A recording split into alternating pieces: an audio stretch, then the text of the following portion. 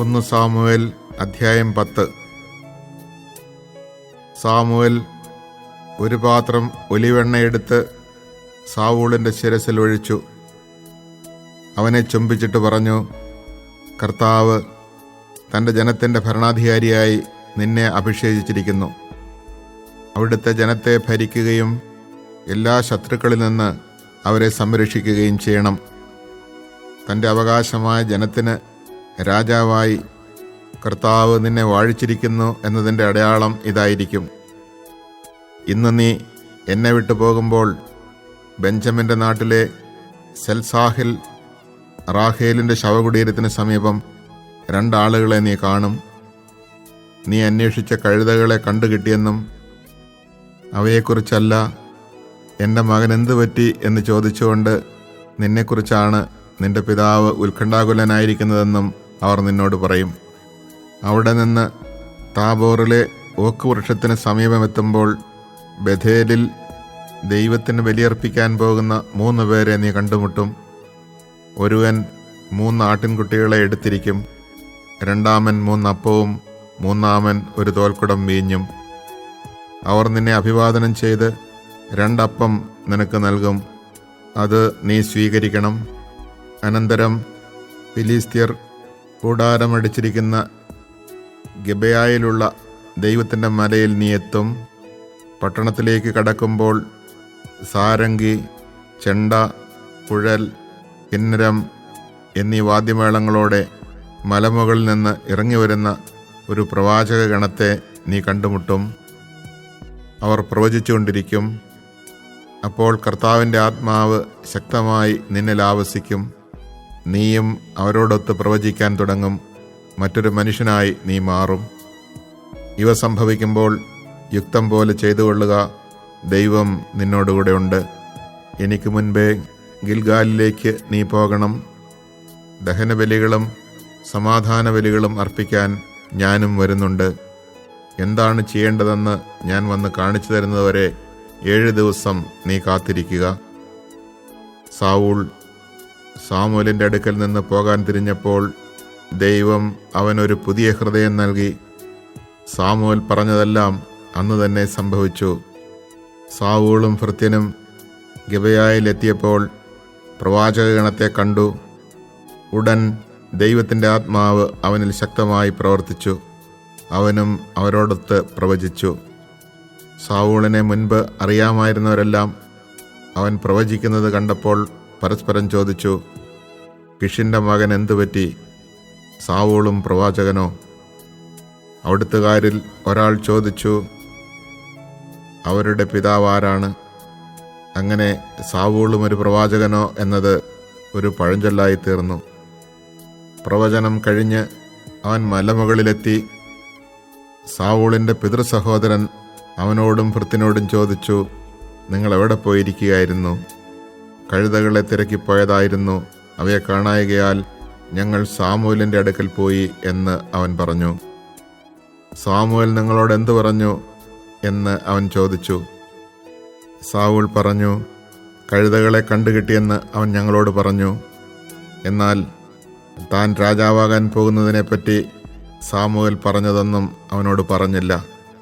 Samuel ജനത്തെ മിസ്പായിൽ കർത്താവിൻ്റെ സന്നിധിയിൽ വിളിച്ചുകൂട്ടി. ഇസ്രായേൽ ജനത്തോട് അവൻ പറഞ്ഞു, ഇസ്രായേലിൻ്റെ ദൈവമായ കർത്താവ് ഇപ്രകാരം അരുളി ചെയ്യുന്നു, ഇസ്രായേലിനെ ഈജിപ്തിൽ നിന്ന് ഞാൻ കൊണ്ടുവന്നു. ഈജിപ്തുകാരുടെയും നിങ്ങളെ പീഡിപ്പിച്ചിരുന്ന സകല രാജാക്കന്മാരുടെയും കൈകളിൽ നിന്ന് നിങ്ങളെ ഞാൻ മോചിപ്പിച്ചു. എന്നാൽ എല്ലാ ദുരിതങ്ങളിലും അത്യാഹിതങ്ങളിൽ നിന്ന് നിങ്ങളെ സംരക്ഷിക്കുന്ന ദൈവത്തെ ഇന്ന് നിങ്ങൾ ഉപേക്ഷിച്ചിരിക്കുന്നു. ഞങ്ങൾക്കൊരു രാജാവിനെ വാഴിച്ചു തരിക എന്ന് നിങ്ങൾ ആവശ്യപ്പെട്ടു.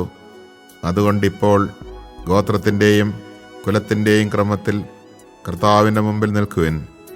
അനന്തരം സാമുവേൽ ഇസ്രായേൽ ഗോത്രങ്ങളെയെല്ലാം തൻ്റെ അടുക്കൽ വരുത്തി കുറിയിട്ട് ബെഞ്ചമിൻ ഗോത്രത്തെ എടുത്തു.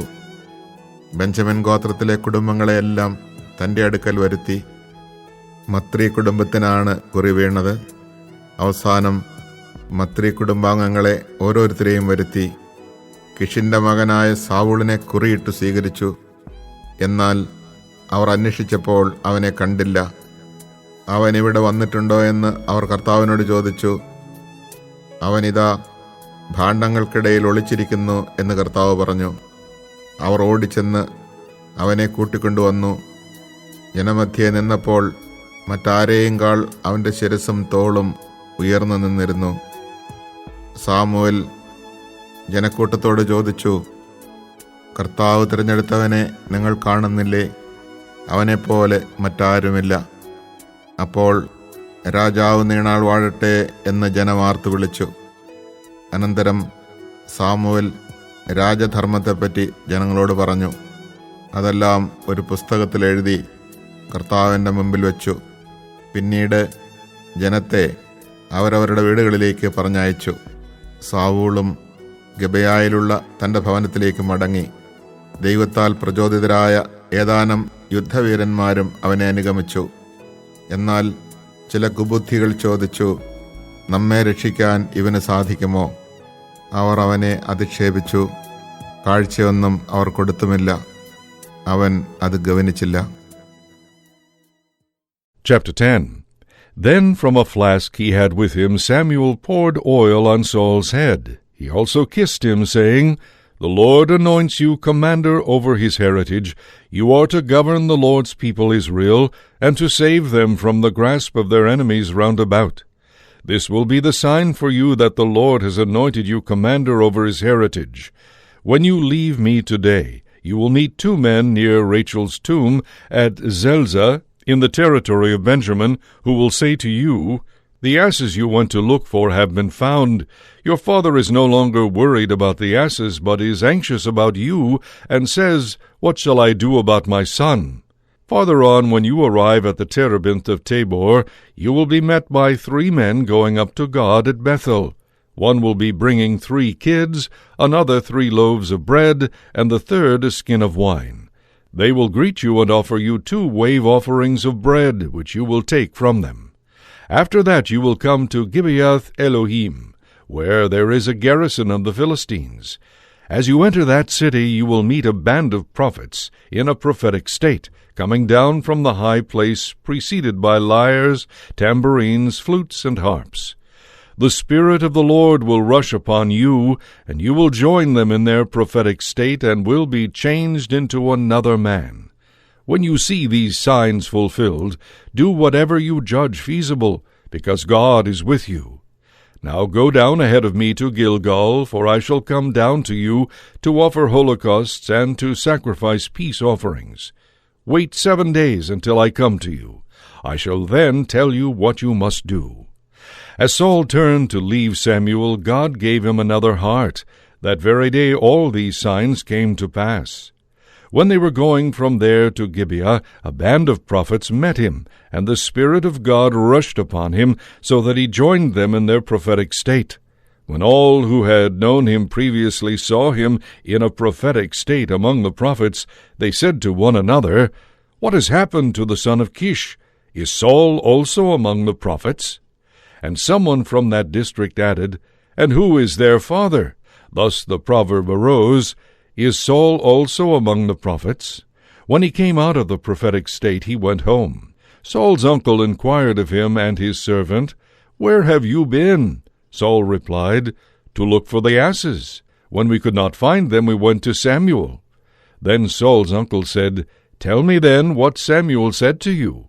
Saul said to his uncle, He assured us that the asses had been found, but he mentioned nothing to him of what Samuel had said about the kingship. Samuel called the people together to the Lord at Mizpah, and addressed the Israelites, Thus says the Lord, the God of Israel, It was I who brought Israel up from Egypt, and delivered you from the power of the Egyptians, and from the power of all the kingdoms that oppressed you. But today you have rejected your God, who delivers you from all your evils and calamities, by saying to him, Not so, but you must appoint a king over us. Now therefore take your stand before the Lord according to tribes and families. So Samuel had all the tribes of Israel come forward, and the tribe of Benjamin was chosen. Next he had the tribe of Benjamin come forward in clans, and the clan of Matri was chosen. And finally Saul, son of Kish, was chosen. but they looked for him in vain. Again they consulted the Lord. Has he come here? The Lord answered, He is hiding among the baggage. They ran to bring him from there, and when he stood among the people, he was head and shoulders above all the crowd. Samuel said to all the people, Do you see the man whom the Lord has chosen? There is none like him among all the people. Then all the people shouted, Long live the king! Samuel next explained to the people the law of royalty and wrote it in a book, which he placed in the presence of the Lord. This done, Samuel dismissed the people, each to his own place. Saul also went home to Gibeah, accompanied by warriors whose hearts the Lord had touched. But certain worthless men said, How can this fellow save us? They despised him and brought him no present.